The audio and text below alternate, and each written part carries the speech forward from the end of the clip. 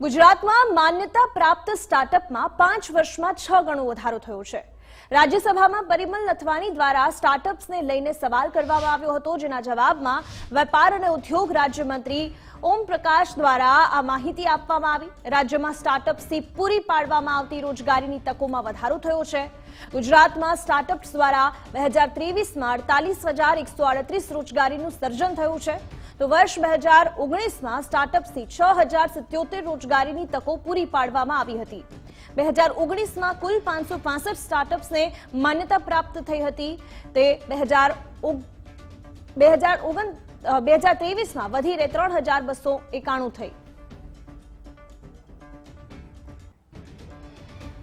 સ્ટાર્ટઅપમાં ગુજરાતનો ડંકો વાગ્યો છે। ગુજરાતમાં માન્યતા પ્રાપ્ત સ્ટાર્ટઅપમાં 5 વર્ષમાં 6 ગણો વધારો થયો છે।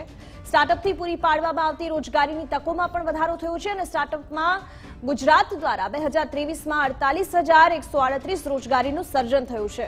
2019માં સ્ટાર્ટઅપ્સથી 6,077 રોજગારીની તકો પૂરી પાડવામાં આવી છે, તો 2019માં કુલ 565 સ્ટાર્ટઅપ્સને માન્યતા પ્રાપ્ત થઈ છે। 2023માં તે વધીને 3,291 સ્ટાર્ટઅપ્સને માન્યતા પ્રાપ્ત થઈ છે।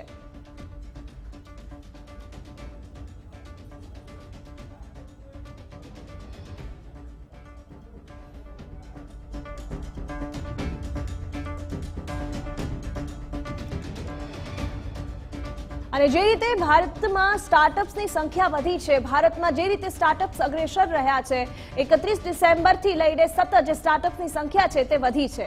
દેશમાં 12.42 લાખ સીધી રોજગારીની તકોનું સર્જન થયું છે અને તેનાથી રોજગારી વધી છે, લોકોનું જીવન સ્તર પણ ઊંચું આવ્યું છે।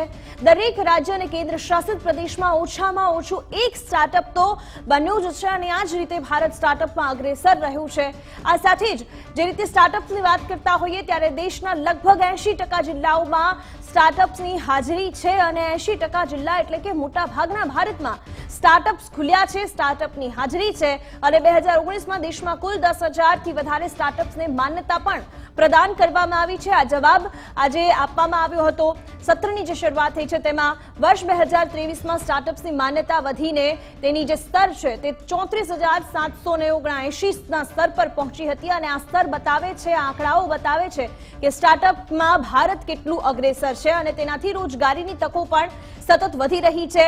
2019ની સાપેક્ષમાં 2023માં જે રોજગારી તેનાથી મળી છે તેની સંખ્યા પણ ખૂબ વધારે છે। 31 ડિસેમ્બર 2023 સુધીમાં સ્ટાર્ટઅપની સંખ્યા 1,17,254 પર પહોંચી હતી અને આ દેશમાં 12 લાખ સીધી રોજગારીની તકોનું સર્જન પણ આ સ્ટાર્ટઅપ દ્વારા જ કરવામાં આવ્યું છે અને આ સ્ટાર્ટઅપ થકી જ ગુજરાતની સાથે સાથે ભારતમાં પણ વિકાસ થઈ રહ્યો છે। ભારતનું જે લક્ષ્ય છે અને એ લક્ષ્ય કે જે સૌથી મોટી વિશ્વની ત્રીજી ઇકોનોમી બનાવવામાં આવે તેના માટે પણ આ સ્ટાર્ટઅપ્સ ખૂબ જ મહત્વપૂર્ણ છે।